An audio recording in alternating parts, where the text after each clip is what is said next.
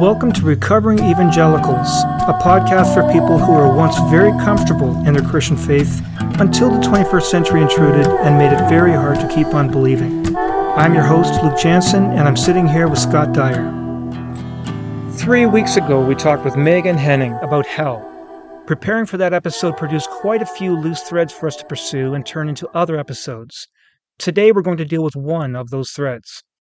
This is the one I described a couple weeks ago in our Season 4 opener that came out of the frustration I felt when I thought I should provide a balanced discussion on the very controversial subject of hell.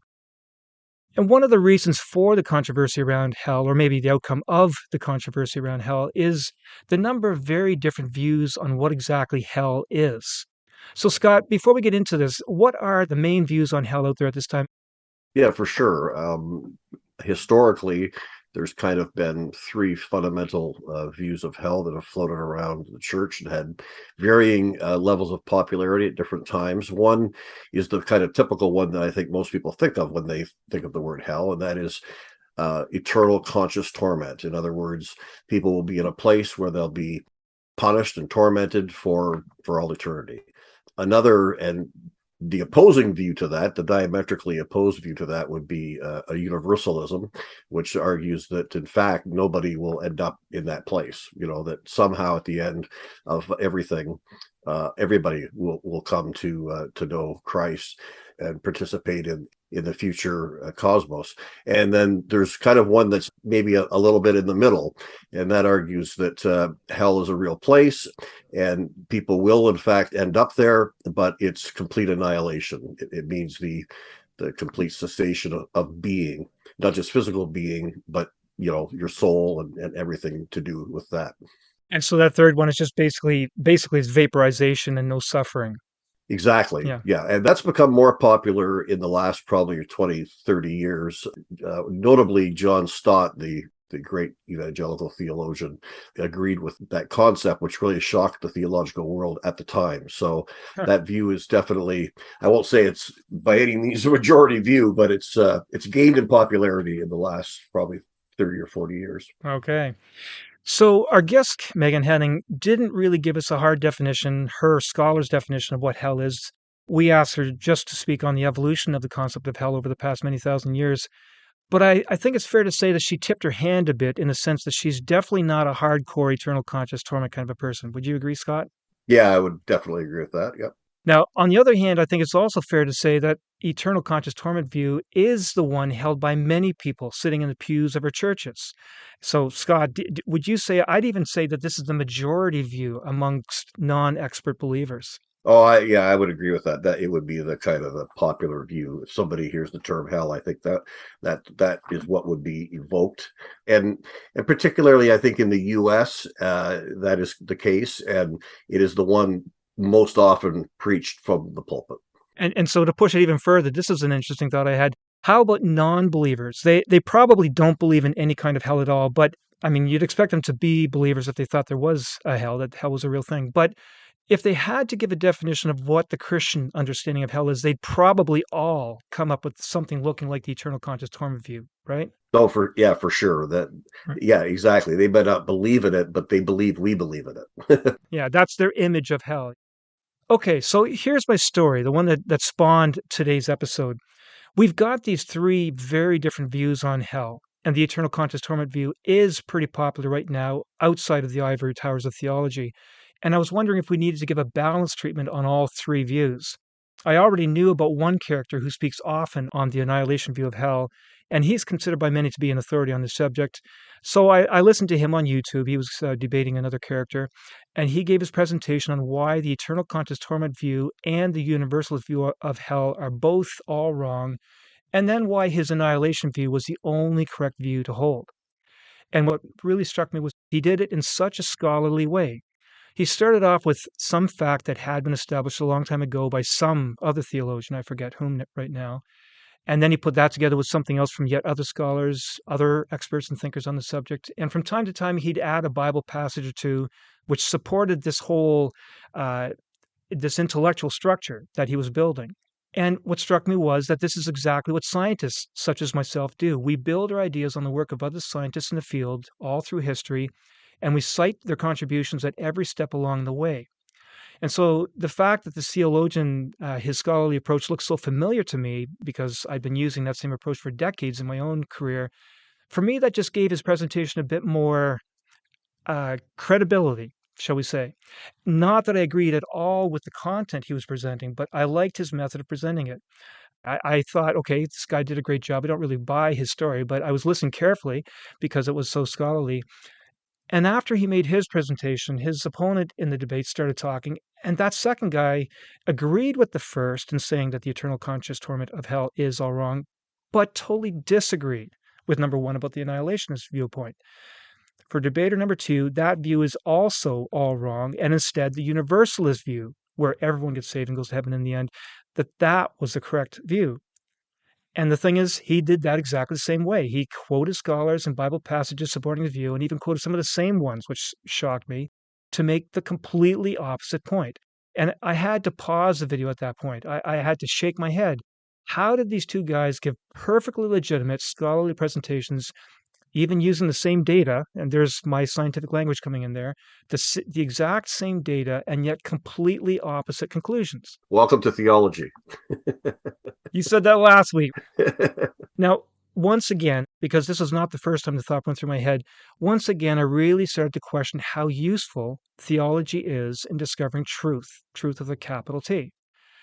And I never was able to finish that video, and instead I just started writing down my thoughts, my frustrations, actually, and organizing them into what eventually became the beginning of a new episode, today's episode.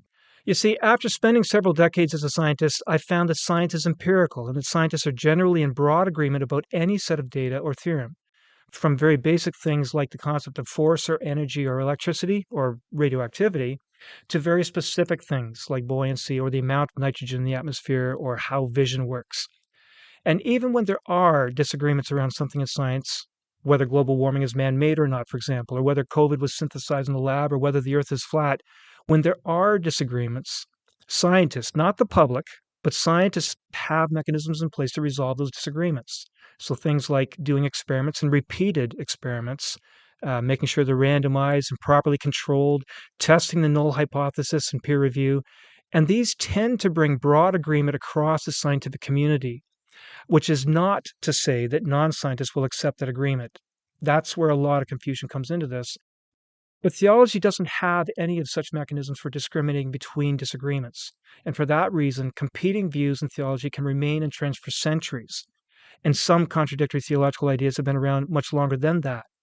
Sometimes the theological conclusions are completely paradoxical. Everyone, including the theologians themselves, agree that the conclusions don't make sense or that there's no way to properly understand these things from the human point of view. So I'm thinking of things like the Trinity, God being three in one, or Jesus being fully human and yet fully divine, or the other chestnut, God being all loving and all powerful and yet, hey, all the evil in the world. And those conflicting views and paradoxes begin to accumulate, and again, there's no mechanism in place to decide who's right other than people voting with their feet. And I'm not even talking about a democratic kind of vote. Instead, every group, every theological idea can keep on going until the last person holding that idea dies, and sometimes at the hands of people from the other groups killing them. Until that happens, each group can point fingers at all the other people and call them heretics. Have you ever been called a heretic, Scott? I have, but I haven't been burned at the stake, thank goodness. So we've made some progress, I guess, at least in the West. It sounds facetious, but I'm not exaggerating. When I question the idea of the Trinity or the Bible, human or divine, or the divinity of Christ for that matter, or in this case, whether there is a hell or even a heaven, questioning those things is bad enough. But if I reject those outrightly or claim something to the opposite, I'm very quickly written off as a heretic. And that makes me ask the question, Scott, does theology lead us to truth, or does it instead divide people into clubs, into voting blocks or categories, rather than arriving at truth? Well, that is certainly, I think, the probably one of the biggest knocks against theology proper, especially in the modern West. I think when you talk to a lot of people, I think of my own father, for example, he would say, Christianity comes down to love. All this stuff about Jesus and being God and things like that. Why does that matter? Why can't we just love each other? All that has ever done is cause us to kill each other, and divide each other and so on. And I think especially in the modern West, in a secular setting, it's very disturbing to people, and they really feel that getting into these discussions doesn't really lead anywhere. It doesn't do anybody any good. It is kind of, for the reasons you're saying, is kind of futile. And not only that, we're saturated with a scientific kind of understanding, right? So I'll never forget meeting somebody at work one time. We were having a bit of a philosophical discussion. I was a software developer, and she had a master's in engineering and so on, and she was an atheist. And at one point, she just kind of blurted out and said, "Well, I believe in science." And I just thought that was interesting. Yeah, I thought that was kind of interesting. It's because we were talking about things like God and so on. Her corollary to that was, I believe in science. In other words, that's the way to come at truth, and that's the only way we could possibly get to the truth. So, yeah, I think it's very pervasive in our society today. So that's where we're going with this episode today. Are science and theology equally valid pathways to truth? And to help us through this, we've invited Dr. Bethany Soloretter, who received her PhD in theology from the University of Exeter, and is now a research fellow at the Laudato Si Research Institute at Campion Hall, which is the oldest permanent private hall at the University of Oxford. Her work specializes in theology concerning evolution and the problem of suffering, and for that reason, she also works closely with BioLogos, very much a science-oriented, faith-based apologetic organization. So she's an ideal candidate to talk to us about the rivalry, or perhaps synergy, between science and theology. Bethany, welcome to our podcast. Thank you so much for having me. A quick note: you're absolutely right in terms of the internet saying I'm still in Oxford at the Laudato Si Research Institute, but in reality, I've just moved to Edinburgh, so I'm now a lecturer in science and religion up in Scotland. Oh, great! Well, you'll need to update the website. We need to. It's something I've been working on. So sorry about that misleading information. You're in the land of Hume. I am. Yes, I pass a statue of him almost every day. Oh, really? On the Royal Mile. Yeah. Well, that's interesting. He certainly had a lot to say about the idea of coming at truth any other way, but rationally, I guess. Absolutely. Yeah. And the other thing you've got going for you, Bethany, you're a Canadian, a fellow Canadian, which that sets you apart from any other theologian that we could have contacted about this. Indeed. Proud to be Canadian. Where from, Bethany? I'm from Edmonton. Oh, great. Okay. So yeah. So I actually moved to Scotland for the good weather. Wow. People who have not been to Central Canada might not understand what you mean by that. There's a small group of us who can move to a place like Scotland and think, how great, there's no winter here. You could have just moved to Victoria. That's where I am. Yeah, I was in Vancouver until I couldn't afford housing. So, yeah, right. But also, before you started your PhD studies in theology and your adjunct work with BioLogos, you did some graduate work which connected theology and science. You did a master's degree in interdisciplinary studies at Regent in Vancouver. Were you feeling tugged on both sides by science and theology, or were you just trying to make up your mind? Yeah, so I did the interdisciplinary program really because they didn't offer a program in science and religion. So I took the sort of most open program I could and created my own science and religion program there, which was a really fun thing to do. And I was starting to pursue the question that would define my PhD and my first book, which was the questions around how can a good God allow animals to suffer through the evolutionary process. So this is before we can blame their suffering on the fall or on human malpractice. This is, dinosaurs eating one another and dying of cancer. How does a good God create through such a bloody and difficult process when we want to affirm that the world is God's good creation? Yeah, I just have that refrain in Genesis, and it was good, and it was good, and that's a little hard to square with what the science tells us about evolution and so on. Yeah, so I spent, 7 years or so polishing that one off, and then no, I didn't. It was really fruitful to think about because actually it allowed me to think about the wider questions of the suffering we see in the world right now, but with sort of one arm's length of emotional distance. It's much more difficult to think about the horrific acts of human suffering that we witness. So sort of thinking about long extinct creatures allowed me to do sort of the playground version of dealing with theodicy before moving on to the much more present situations around us. And you wrote a book about it. I did. Yeah. It's called God, Evolution, and Animal Suffering, Theodicy Without a Fall. I think it's a fascinating subject and certainly an overlooked subject. It's not the kind of typical thing you come across amongst, theologians. We tend to care about ourselves, but I think it's a very relevant topic. Yeah. And maybe we'll bring you on sometime, Bethany, to do that particular topic. But we've gotten off track. Let's dive into this topic. Before we do get into it, though, let me say to the audience that this is a contentious subject and that I may sound overly bothered about it and that we may not come to any kind of resolution or agreement here. Bethany and I have been in a lot of email contact, so she knows I'm going to be somewhat belligerent, playfully so. I'm putting on a show, and I certainly do not hold any animosity toward her. I'm sincerely looking for a scholar's enlightenment on this for me, a very frustrating question. Now, when I first contacted you, Bethany, I was fairly vague and maybe deceptively vague. I simply said we wanted to do an episode, and I'm quoting my email here, looking at the interplay between theology and science, particularly the different modus operandi that those two disciplines employ. And you cheerfully responded with a yes. But then I unloaded the whole story on you, and I didn't hold back. I wrote my very pessimistic view on theology at that particular time, the one that I related to Scott about 10 minutes ago. And I also mentioned to Bethany my arrogance over how much better science is at finding truth with a capital T. And I wondered if I was going to scare you off, but you replied even more enthusiastically, Bethany.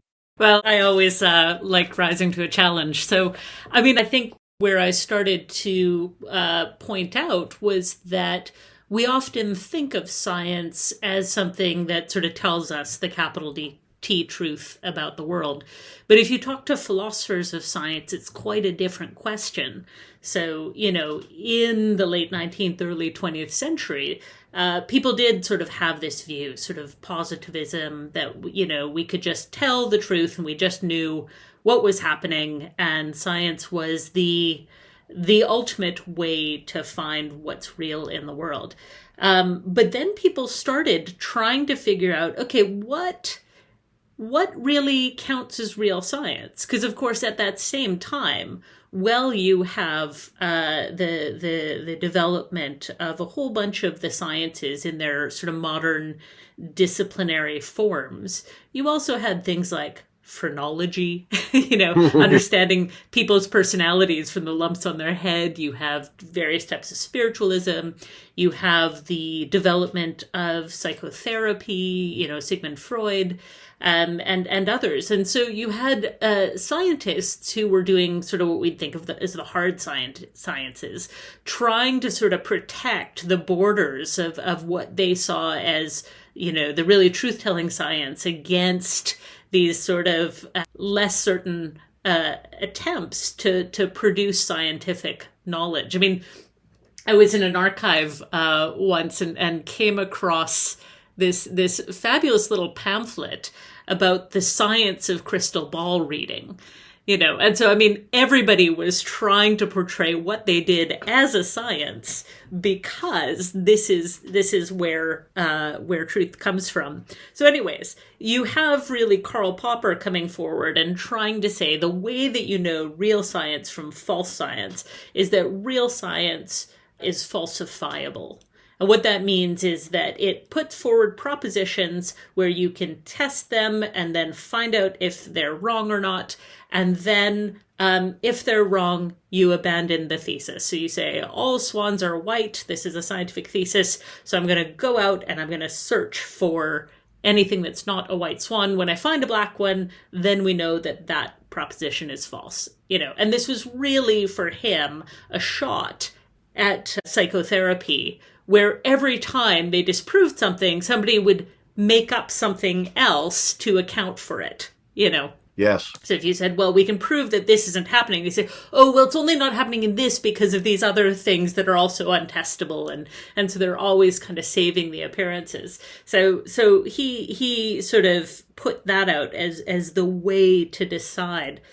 And then later on, and this is, decades in that time, as he's putting that forward, you start having the development of quantum physics, where suddenly crazy things are happening. You can't test it. You certainly can't explain what is going on. And you don't have objective measurement. It turns out the scientist is part of the experiment, and the way that we are present to the experiment actually changes the physical outcomes in ways that up till then were thought to be impossible. So quantum physics starts sort of shaking the foundations. And then you have Thomas Kuhn, who started in physics and then realized he was really much more interested in the philosophy of physics and the history of it. And he sort of went back and said, you know what? When you actually read how scientists make their discoveries, it's nothing like the scientific method as school children learn it. It's nothing like Popper's ideas of falsification. No scientist goes out and says, I'm going to test the basics of gravity until I find a ball that doesn't accelerate at 9.81 meters per second square. Nobody would waste their time doing that. And so he started saying, okay, so how do people start changing their mind? How are discoveries made? And what he found was kind of what you said, very similar to what you said initially about scientific camps. He sort of said, or about theological camps. He says, there are scientific camps that develop, and basically they gain adherence, not by, usually historically, not by sort of outweighing the others with their evidence and their ability to do new stuff. They do it because the older generation of scientists literally die off, and younger scientists who are trying to make their way in their field adopt the new and exciting paradigm. So he came up with this idea of a paradigm shift. And so sometimes it's that the evidence outweighs, and it just becomes so heavy. But he says people are actually very, very resistant to switching paradigms, and often they refuse to, and instead they just age out of the picture while the new paradigm comes in with the new generation. Who are finding that the new paradigm better answers. One of the, answers the kinds of questions they're asking. But that's also where you stop seeing science pointing to capital T truth. People are moving from one paradigm to another largely for pragmatic reasons, rather than because they have necessarily great evidence that this is closer to the truth. And then we could go on from there to Imre Lakatosh, but I know I've been going on here and you've been patiently listening, so I'd love to. I'm just curious, as you spoke about that, all of that, would you say that is the current state of particle physics, particularly string theory, a good example of this? Because it seems like, and I have I'm not a physicist and so on, but just from my popular kind of understanding of it, it's a theory that can kind of accommodate anything you throw at it. And it explains everything, so it ends up explaining nothing, in a sense, right? And that would be Popper's view of it, I think. And so it seems to be almost a theory in crisis, which many scientists see as a good thing, because that means if a theory's in crisis, it means we're probably on the edge of some significant breakthrough, right? However, the adherents of string theory are not a lot different from theologians in the way that they hold on to it tight-fisted, and don't want to brook any attacks or things like that. So I'm just curious, is that a good example of a modern? Yeah, so I think it is a good example in a sense that it shows how even within sort of one science, physics, you have what are extremely precise and powerful measurements that you can make. Something like we can send rockets to Jupiter. That is amazing, and the precision that is needed to do that. And this comes back, Luke, to what you said about sort of scientists seem superior because they can with great precision tell the truth about things like that. And we probably couldn't hit Jupiter just with Newtonian physics, but we can get to the moon with Newtonian physics. But so as you're working with different things, you need different levels of precision. But also in physics, you have things like string theory and quantum loop gravity and, things where the evidence that would be needed is something like 18 orders of magnitude smaller than what we can currently test for. And so, at that point, really what you're doing is metaphysics. You're not really doing physics anymore. So you could just say, well, why use them? Just throw them away. If they're untestable, they really shouldn't be scientific.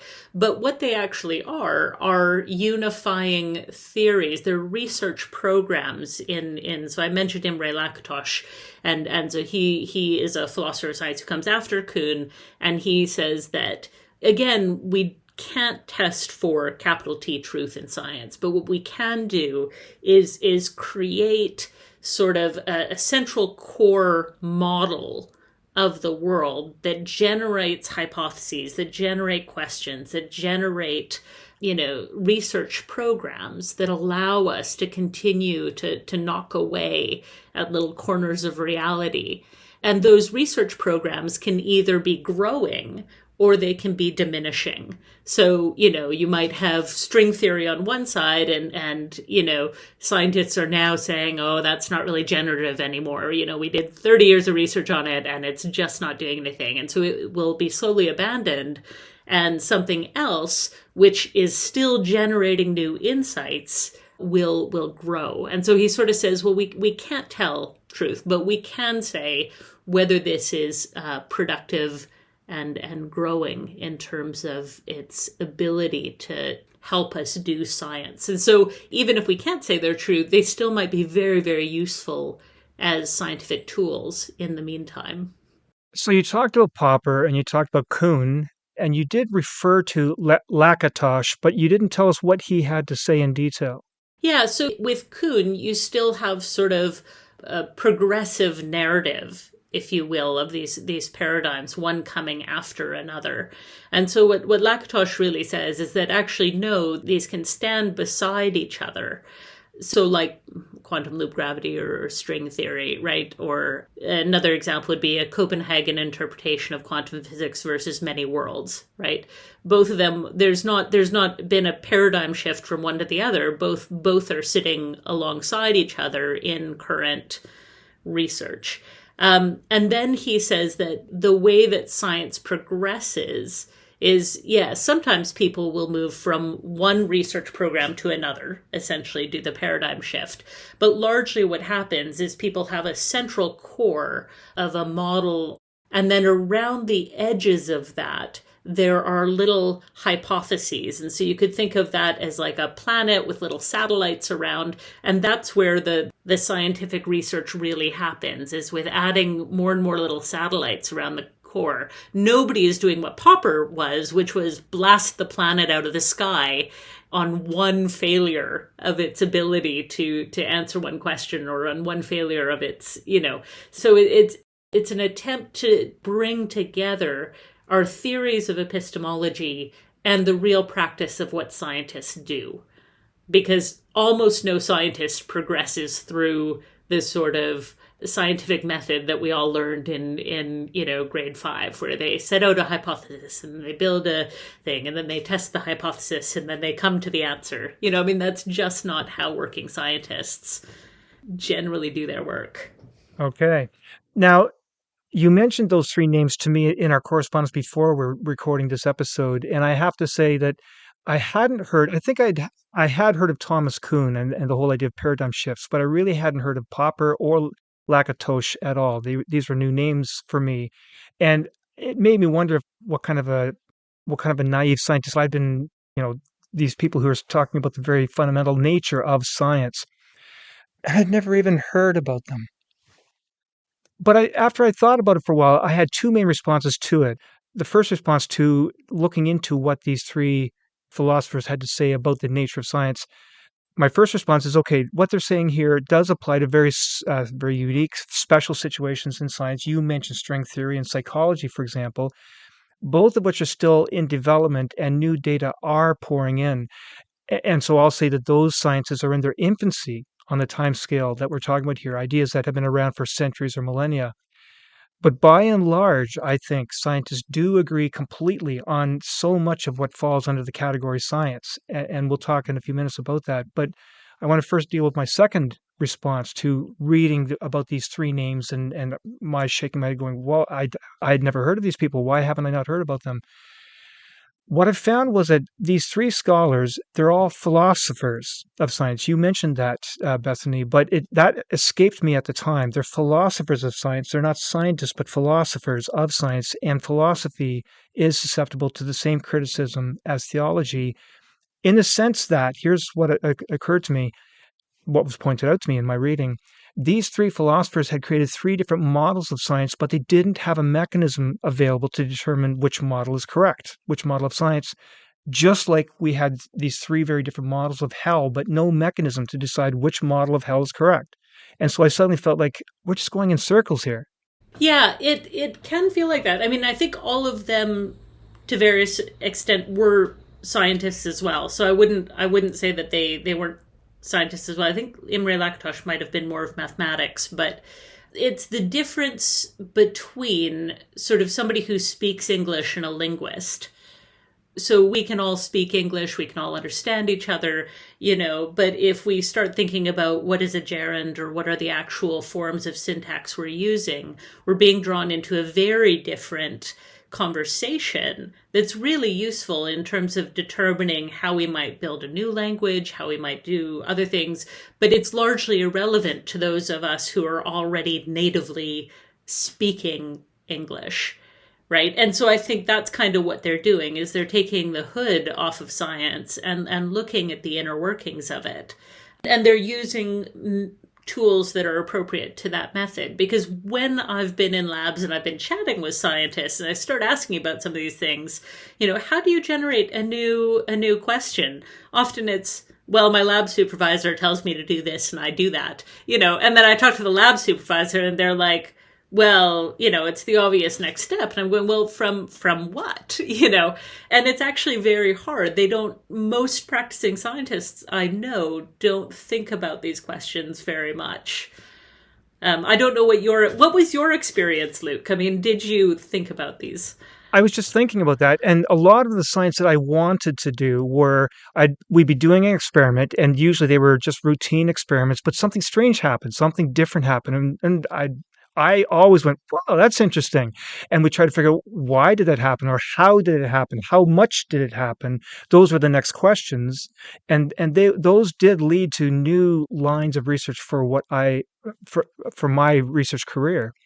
It often was something paradoxical, something surprising. Mm-hmm. Now, I began that answer by saying what I wanted to do. Unfortunately, a lot of times the science you end up doing has to be approved by funding. Well, first of all, there's obviously ethics concerns, Mm-hmm. but also you need to get funding, and somebody else has to be interested in this new thing.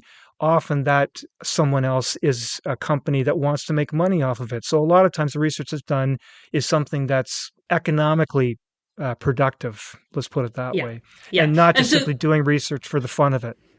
Yeah, and these are things that sort of Kuhn and Lakatos bring out as well, is the social dynamic of science, which, again, you're never told, the science that gets done is the science that rich people want to be done, or that, produces a technology that is largely usually promising for military, Yeah. and that's just sort of the grim reality of how science works. And so I think it's easy to sort of idealize science as this sort of curiosity-driven route to perfect certainty, but then you get into the weeds of it and you go, oh, that's much tougher. But I mean, and the same thing is true of theology, that at least when I was a new Christian, it was sort of, well, God says this, and that's how it works, and then you start seeing these complexities, and then you start getting under the hood, and then you realize, oh, wow, the complexities never end.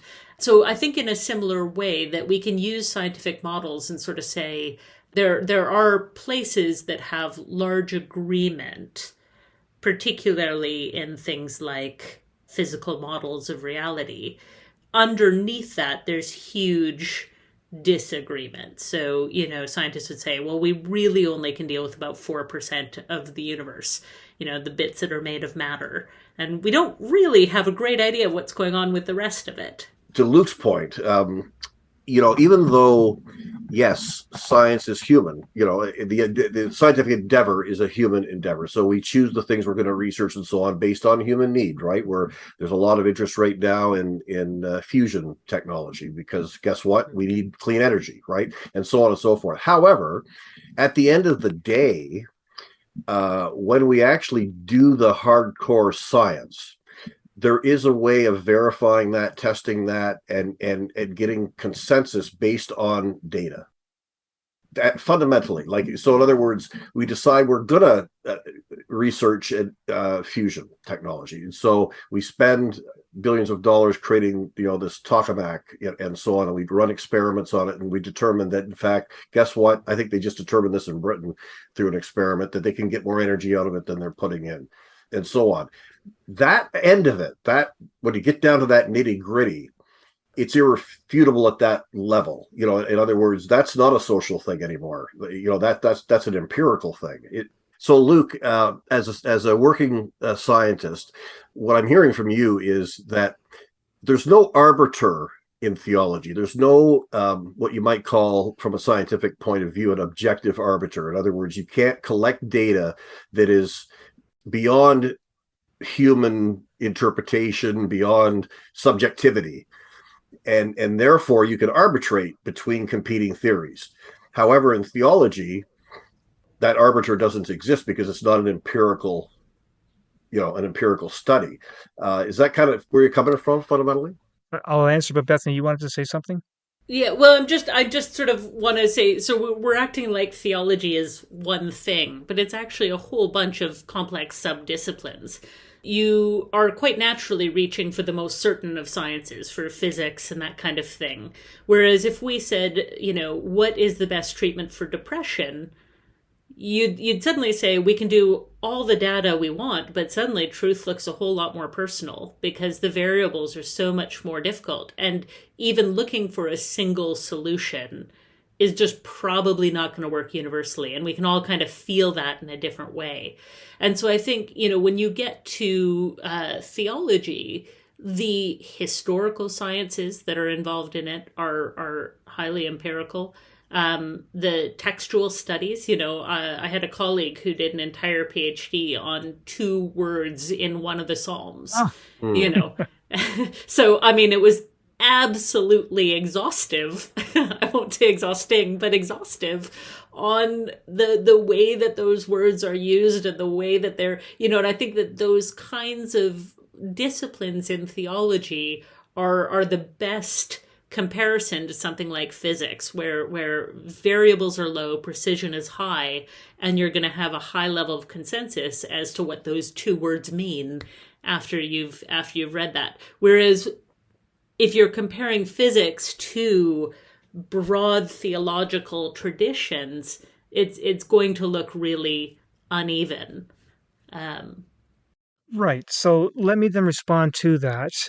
You mentioned a number of sciences where we have only a partial understanding and there's a lot of disagreement. So you mentioned depression. How do we treat depression? You made a reference a few minutes ago to dark matter, how that only accounts for a few percent of the matter in the universe.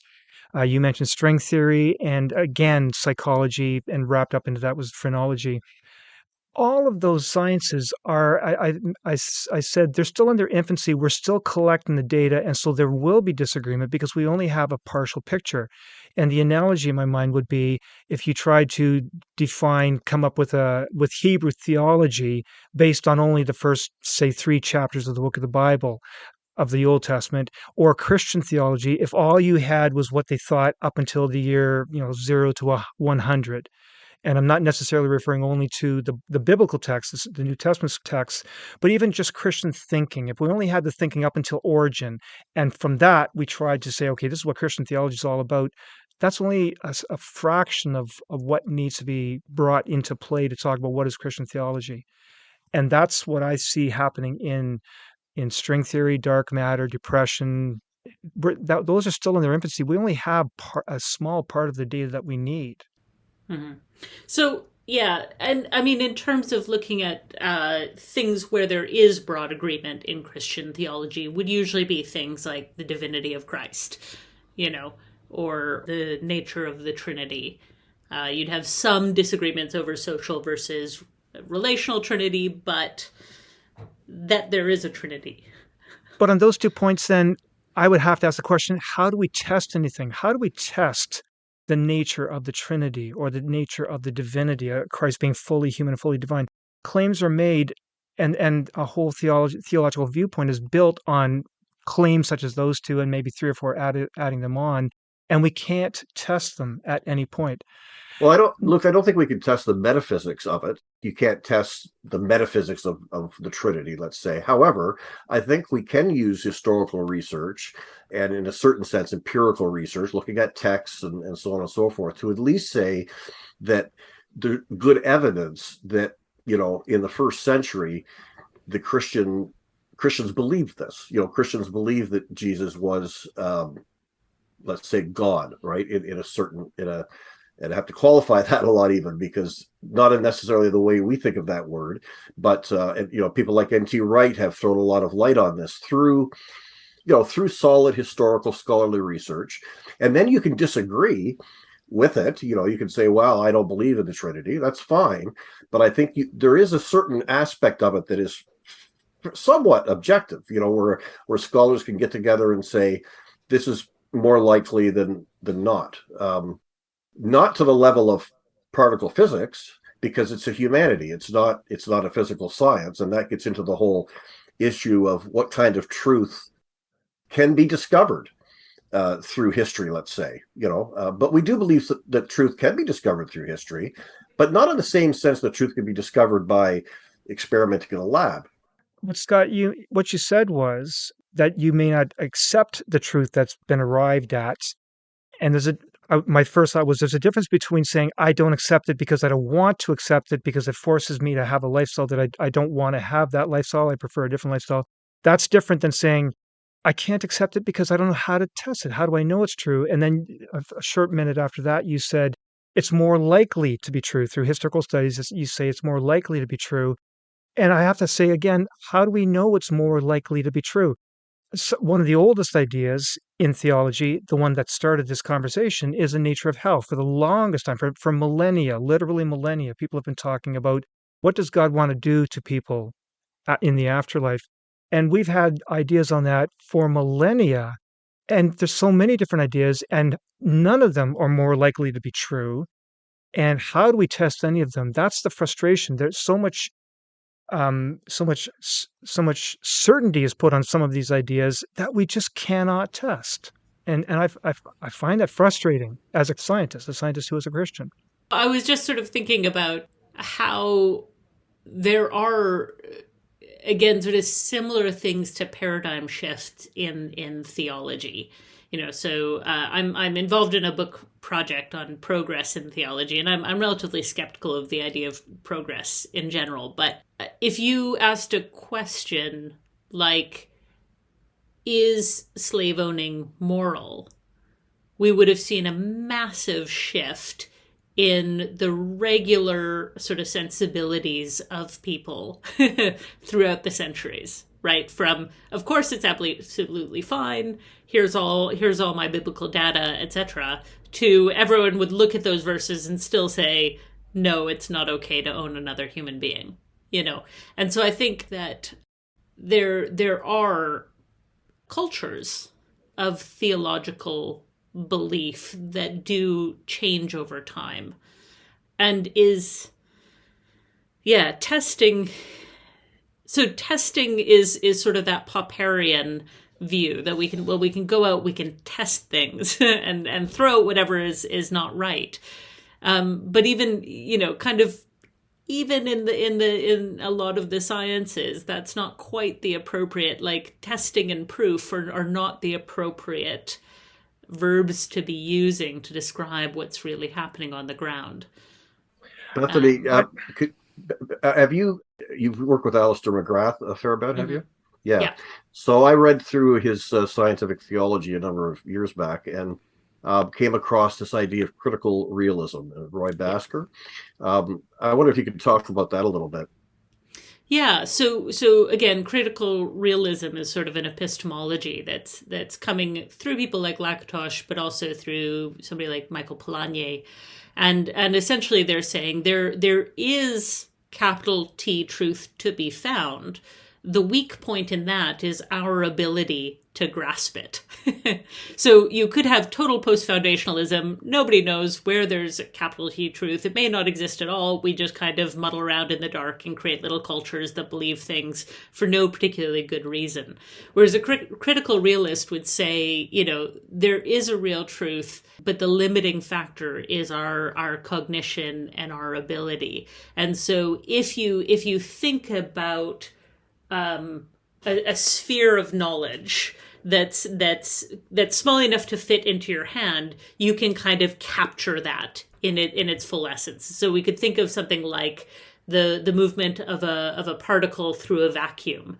We've gotten rid of all the complexities and we can kind of grasp that in our hand.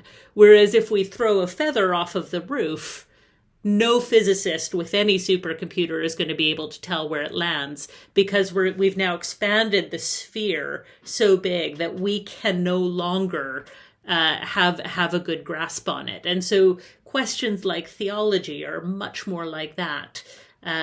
They're us reaching into spheres of knowledge that are far too big for us to get a full grasp on or have particular certainty about, but that doesn't say that there's no ultimate truth to be grasped for.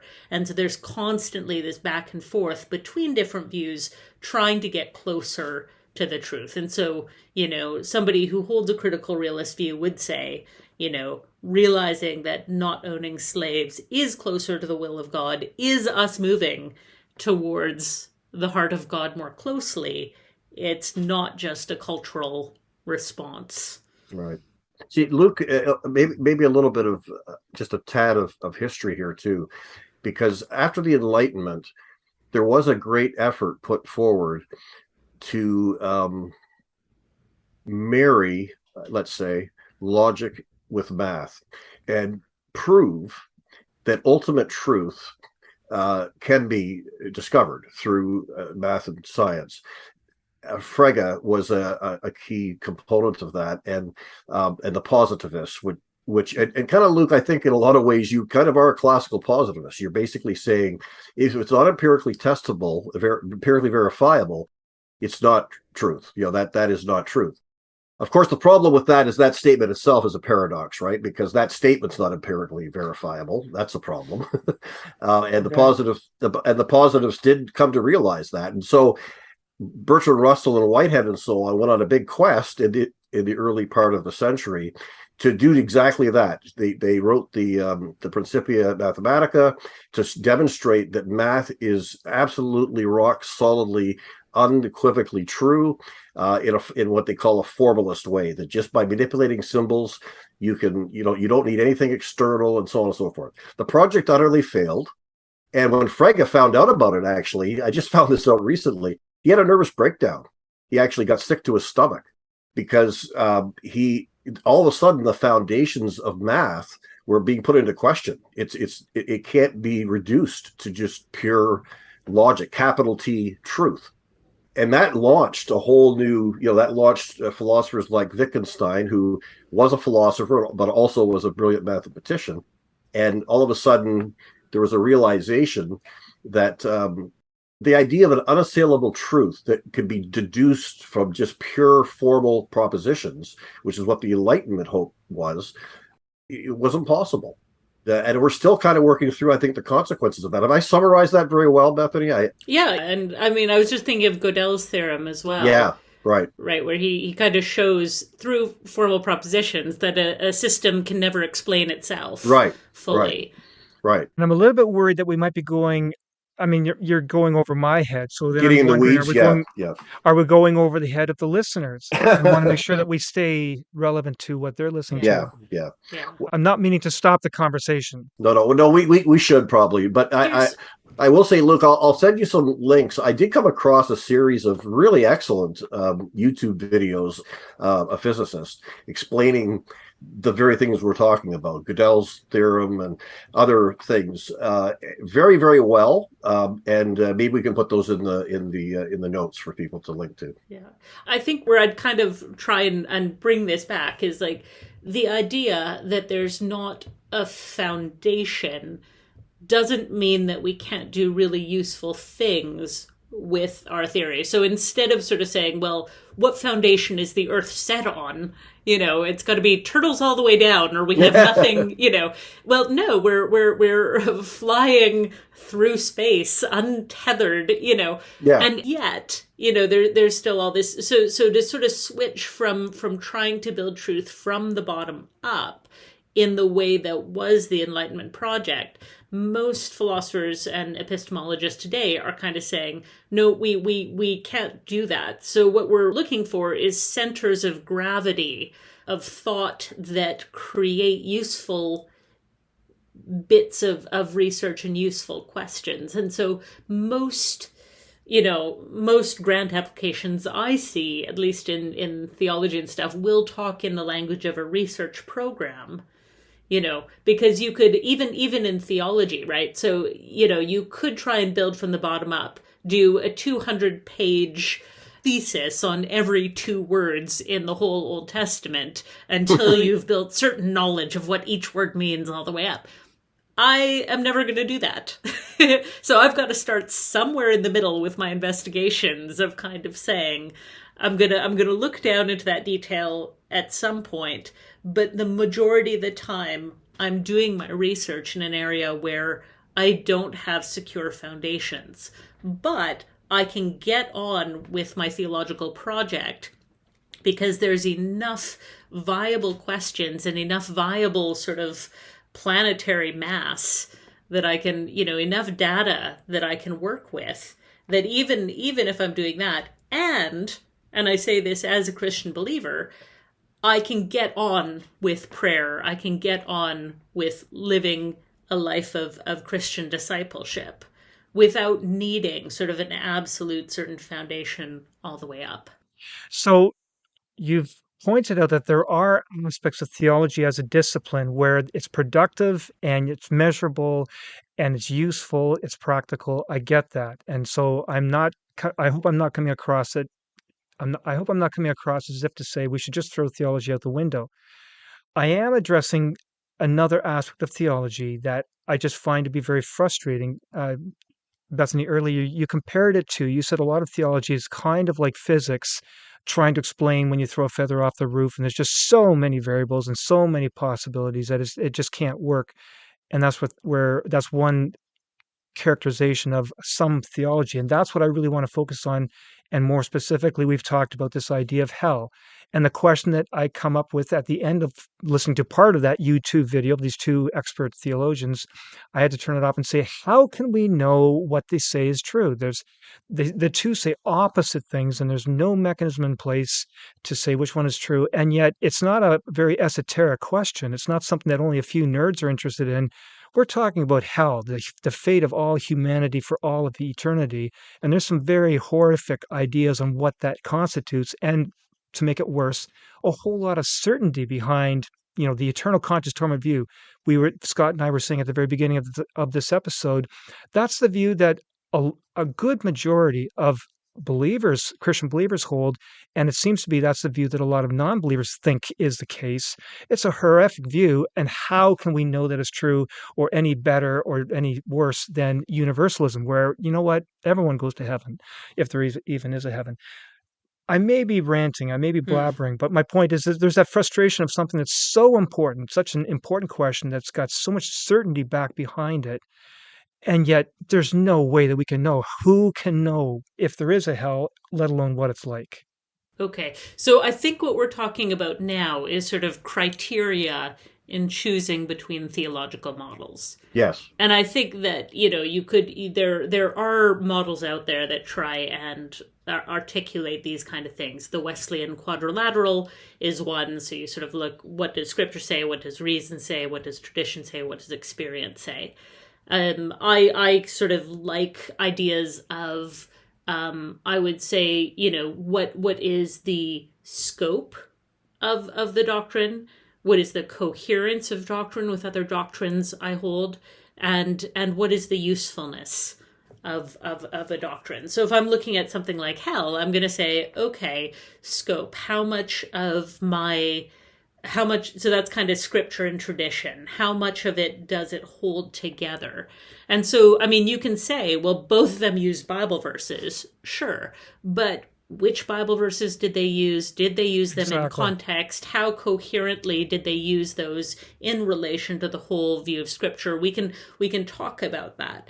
Then we can talk about the coherence of a God who is perfect love condemning people to eternal conscious torment and seemingly enjoying it. If we who are evil think that's horrific, how can we possibly think a God of love could do that? So we can talk about, is that actually a coherent thing to view? And then also we could talk about other coherence, like what is a person? Do people have immortal souls? What does that even mean? Do we, so we could go into naturalism and physicalism and all those sorts of views. So in any theological doctrine, it's like pulling a single thread of a spider web. Everything else adjusts and is affected. And so working that through systematically, if I pull this strand and put it somewhere else, how does that affect the entire structure, is a lot of the difficult work of theology. And then I would include something like usefulness. If I hold a doctrine that makes me a nervous wreck because I'm feeling under pressure that it's my job to save everyone's eternal soul, that's a problem, or if it turns people into projects more than my being able to see them as a human being, if they're nothing more than a decision for or against Christ, I think that's a real problem. So those are the kinds of criteria that I would use in viewing that. And of course, if my universalism led me to say, well, we don't need to worry about social justice because everyone's going to get to heaven anyways, so they'll have eternal bliss. So, who cares if they have a wretched time now? That's equally a strike against universalism, right? So I think, how they're being used and are these doctrines helping me to love God better and love my neighbor better, or are they drawing me away, I think are also useful tests. If I can, I would probably call it more discernment rather than a test, but... So at the end of that whole process, however, I don't know, like to Luke's point, you're not going to come up with scientific certainty with regard to hell, let's say. What you're going to come up with, I think, at the end of the day is that one idea may be much more likely than another based on all the things that you've talked about, Bethany. But it's not an empirical question, right? Theological questions are not empirical questions. So you can't judge them by a criteria that is alien to the question itself, I don't think. So I think, at the end of the day, no, theological truth is not scientific truth. But that doesn't mean it's not truth at all, and it doesn't mean that there aren't ways to arrive at better theology versus not as good theology, I think is what Beth's saying. Yeah. Scott, you said you've used, for example, hell, and you said we can't know with scientific certainty. And the thought in my head was, but people still are absolutely certain of that view of hell. They're absolutely certain, even though they may not be scientifically certain, they're absolutely certain that there is this eternal conscious torment. Yeah, you're right. And I think, how can we know? Well, we can't. And I think that's kind of where that's the problem with fundamentalism. Fundamentalism, whether it exists in Christianity or Islam or any other, or frankly in Marxism or anything else, seeks that kind of certainty that it can therefore almost use as a bludgeon against everything else. And so yeah. Well, no, I think that that's just a little bit harsh. Okay. I mean, I think I would be more tempted to say they're certain because they've never heard an alternative, or they're certain because they've been taught that kind of certainty, but they don't have anything to particularly back it up themselves, and it wouldn't take much to shake them from that. So can I give an example? Sure. Yeah. One of the questions that I regularly ask audiences, I say, put up your hand if you're certain that the Earth moves around the sun. And of course, everybody does. Then I says, who knows how to show that scientifically? Who can prove it? And pretty much all the hands go down. In a normal audience of 100 people, there's maybe 1 or 2 hands that are up, and they can say something about stellar parallax or, whatever. But most people don't know how to prove that, but they hold it with relative absolute certainty because that's just how human culture works. Somebody with authority tells us something and we accept it, even if we have no idea what the foundations for that are. This is a rabbit trail. I probably shouldn't even mention it, but the truth is the Earth doesn't only go around the sun. The sun wiggles around the Earth. Sure. A lot of people Yes. don't realize that really the sun is being affected by Earth. But Yeah. that Well, this a is rabbit how we trail. find exoplanets. Yeah, Yeah. absolutely. Exactly. Yeah. So I kind of dropped the ball there. So let me pick it up and maybe change. I'm trying to think if I can address what you just said because I don't disagree. It does happen. So Well, I was just going to say, like where we were going was sort of, well, people hold these things with absolute certainty. And I think, well, it's just because they haven't really thought about it very deeply. right, and I get that they may not have thought about it very deeply. They just accept it. Although it does make sense. It's not just simply that they're accepting it on face value and it doesn't make any sense. They just go, okay, it kind of sounds believable, and they'll accept that. But I did want to push back on something you said a moment ago, Bethany, how it may be that they just haven't heard an alternative. And in that context, we were talking about hell. I know that a lot of people will hear of universalism and they'll get angry saying, no, no, no, no, no, there has to be eternal conscious torment in hell. And they've heard an alternative and Rob Bell, Love Wins, the book. He made a great case and the visceral reaction against that book because Rob took away hell. We need hell. We need to have punishment and suffering. So it's not just that they haven't heard the alternatives. They need there to be a hell.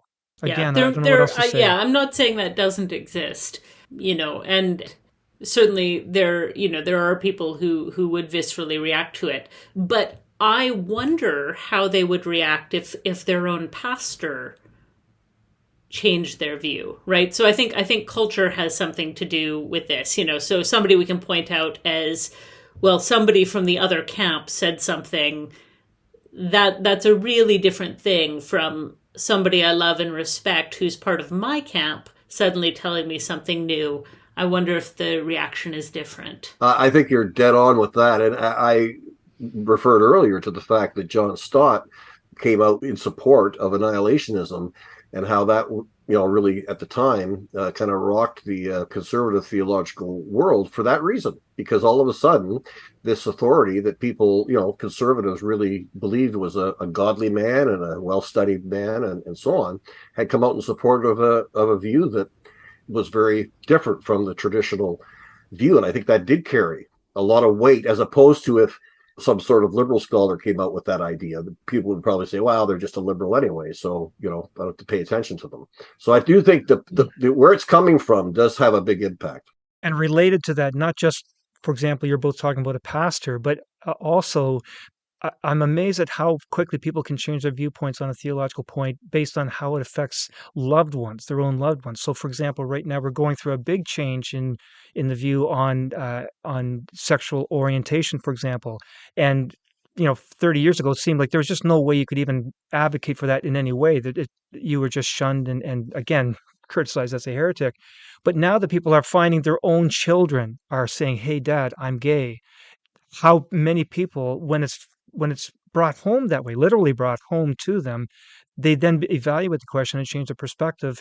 Likewise, getting back to hell, people who may have had a very staunch, eternal conscious torment view of hell, and then when a loved one dies and it's pointed out, well, they didn't say the prayer, so you know where they are, and that person then begins to wrestle with the question and begins to think, well, it does not make sense that God would send grandma, who was a great person but just never prayed the prayer.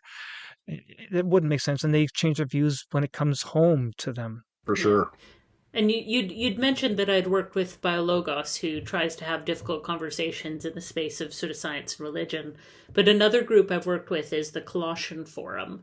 And they are based in Grand Rapids. And I think they do really excellent work, again, of trying to talk in a very polarized culture about sort of difficult issues. And so they started in science, religion. They're now working in areas of sexuality and politics. But one of the things that they do is they get people from the different camps together in a room. Everything starts with prayer and worship. And then the very first question is sort of, what is at stake for you in this? Why does this matter?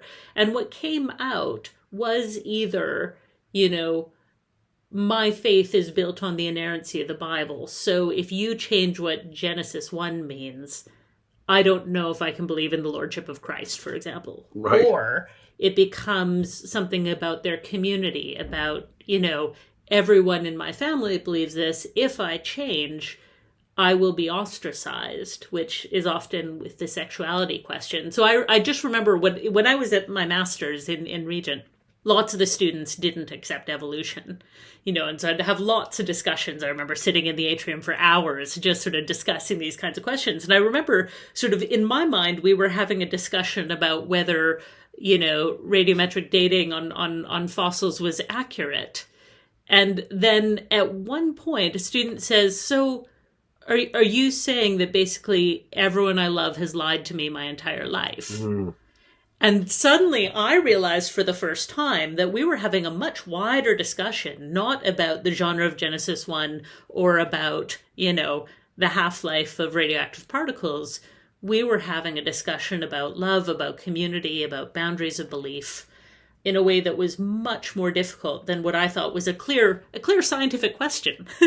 Yes. And that's exactly what happens so often in kids raised in, conservative homes, that then go to the academy and feel cheated. I have several examples of that very close to home.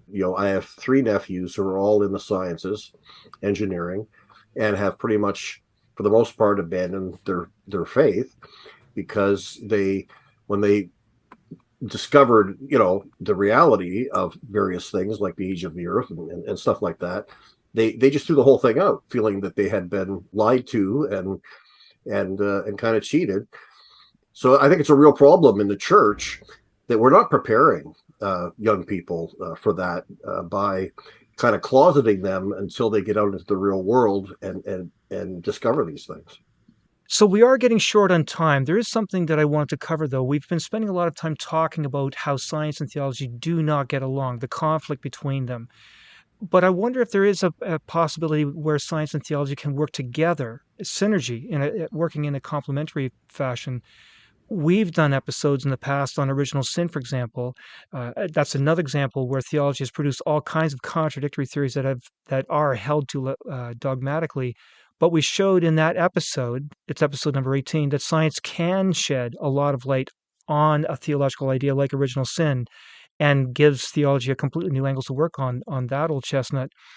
We've seen great examples of how the whole concept of creation has been reworked by using new science and bringing in theology to enlighten that.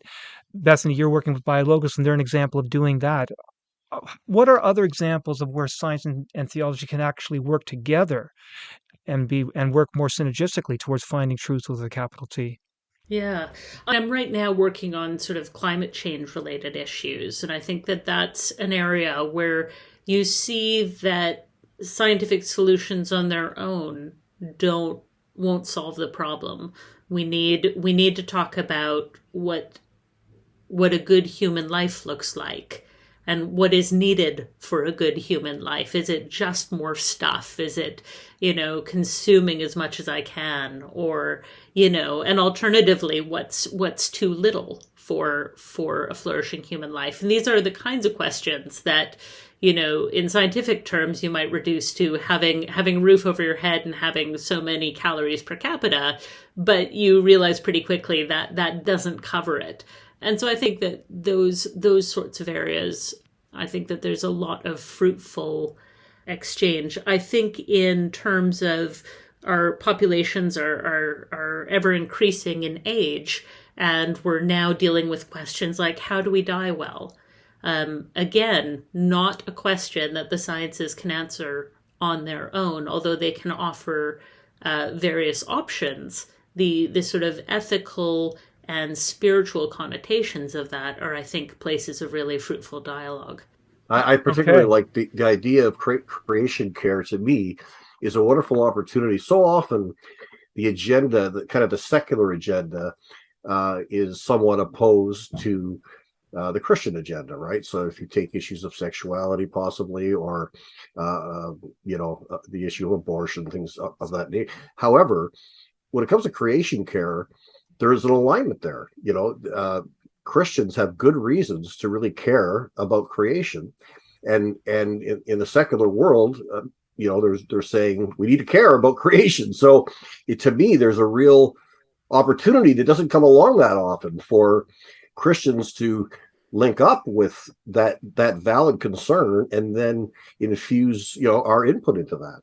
So maybe I can throw in an example in that. So I spent some time a few years ago with a group of restoration ecologists, actually on Galiano Island, just near you in Victoria. Oh. And they were kind of saying the problem is we cannot answer what we're meant to restore to. So we have historical benchmarks before Europeans came, but of course that was affected by humans. If we try and go, before humans came here, we have an ice age over this part of the land. So that's not really, and then with climate change, the historical benchmarks aren't really viable anyways.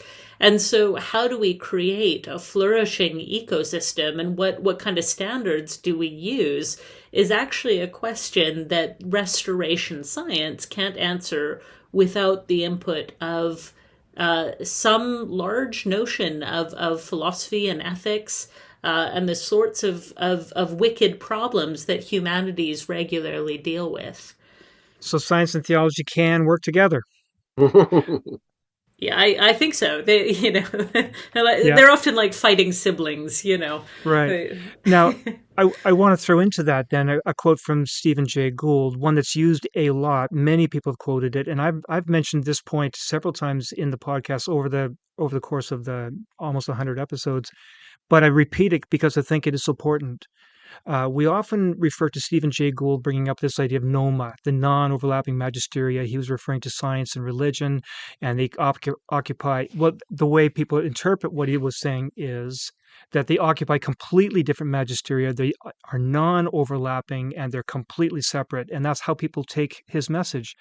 But in fact, he was being more subtle, and a lot of times that subtlety, it makes a complete difference. So he did write several times about noma, and one of the parts of what he said about that's always left out is the following. He talks about how he says, but in fact, the two magisteria bump right up against each other, interdigitating in wondrously complex ways along their joint border. Many of our deepest questions call upon aspects of both for different parts of a full answer, and the sorting of legitimate domains can become quite complex and difficult.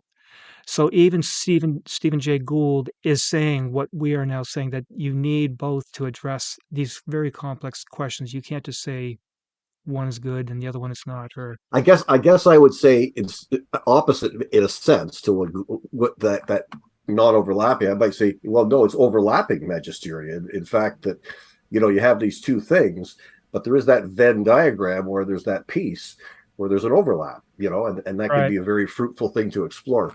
Or you could talk about the same phenomena at different levels. So the classic is John Polkinghorne using the boiling kettle. Why is the kettle boiling? You can give a purely physical answer of electrons running through and heating, and the water hitting 100 degrees Celsius. Or you could say, well, it's because I want tea. Right. And both of those are absolutely true, but they're answering it in very different ways. Okay, so one last question or point I wanted to just to get your thoughts on, and then we really should wrap it up. It has been a long one. Um, this just may be a little bit peripheral, but I think it's an important part of it. It's a practical application of what we're talking about here. There is a lot of change happening within the academy, the theological academy, and for that matter, scientific. But let's talk about the theological academy. Whole new ideas on hell, on heaven, N.T. Wright, for example, on gender issues, on revelation, whatever. There's been a whole lot of change within the academy, but those changes are not making their way down into the pews of our churches and into the dialogues of the people sitting in those pews. For example, we've got Peter Enns giving a whole new perspective on where the Bible came from, and scholars have long ago given up on ideas like inerrancy and infallibility of Scripture. N.T. Wright giving a whole new perspective on Christology and heaven and the gospel. Many scholars showing how creationism can engage with evolution theory or giving new perspectives on gender issues. But we still have Sunday school workers teaching Noah's flood to the kids. We've got sermons giving references to a literal Adam and Eve in the Garden of Eden. We still have people talking about eternal conscious torment in hell in the Sunday school system with kids. How do we get these new ideas down to the pew level? I think it's a real challenge, and I think that there are various different ways to try and introduce change. And again, I think one of them comes back to finding allies who are in the communities where they're trusted, right? So again, if I, as a scholar in Scotland, say something, most people are, in a North American pew are going to pay much attention. So how can I work with pastors? How can I work with, doing things? At this point, all I can do is sort of train the future pastors who take my classes and hope that the messages from the pews will change. The other thing that I've been trying to do is to really write accessible books. And I think somebody like Tom Wright is a great example of this, of somebody who can have that huge level of scholarship, but then he has the Tom Wright for, Paul for Everyone series that Sunday school teachers can read. And so my little attempt at that was a book called Why Is There Suffering? Pick Your Own Theological Expedition. And so it really is like a choose your own adventure book where I actually present all sorts of different views, but try and do so really accessibly so that a person could read through a whole path in about half an hour and then go back and read through a different path and see how they're making theological choices along the way. So every 3 pages or so, you have to make a theological choice and flip to a different part of the book depending on what you've chosen. And so it's sort of a gentle way to A, introduce people to alternatives, but B, to try and teach them just the underpinning of how many choices you're actually making when you get to a choice like heaven and hell. So I do have various decisions on heaven and hell, but you've got to make at least 6 decisions before you even get there, because these are cumulative doctrines that come at the end of other choices you've made.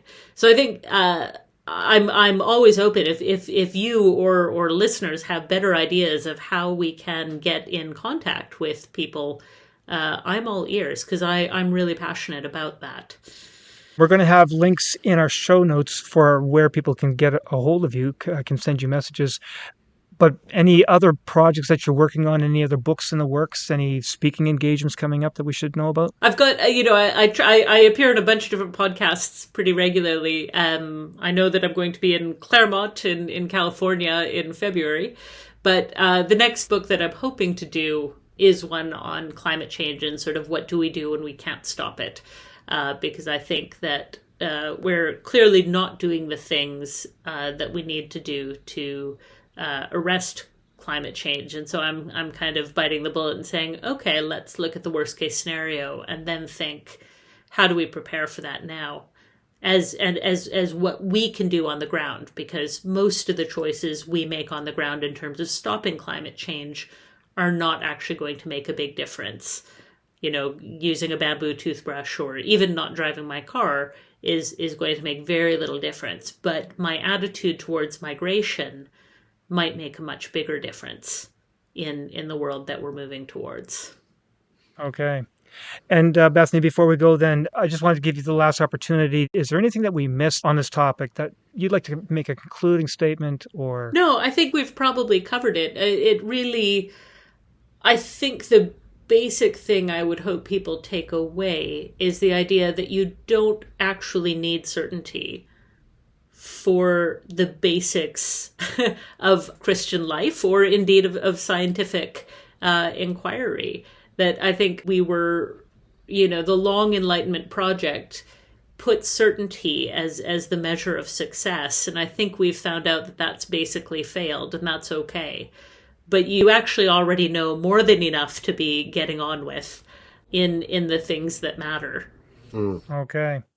Well, Bethany, I really thank you for being so polite and so receptive to my irritable rantings, and you've been a breath of fresh air. Been great to join. Thanks for engaging me in a really interesting discussion. Thank you. Okay, thanks, Bethany. This was really fun because mostly what I do end up talking about is animal suffering and that kind of thing. But I actually really enjoyed doing this epistemology stuff. I hope. Oh, that's great. Bethany, thanks for coming. And again, we do hope to see you again on an upcoming episode on Theodicy and animal suffering. Great. Yes. Thanks. This is a lot of Thank fun. you. Take care. You've been listening to Recovering Evangelicals with your hosts, Luke Jansen and Scott Dyer. Send your comments and suggestions for new episodes to lukejjansen@gmail.com. Join our private discussion group on Facebook by searching for the Recovering Evangelicals podcast group.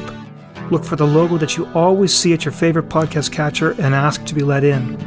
Subscribe to lukejjansen.wordpress.com if you want to get advanced releases and group posts, or browse through our archive for a full listing of all our previous episodes. And please help the podcast by sharing with a friend and leaving a review at your favorite podcast catcher.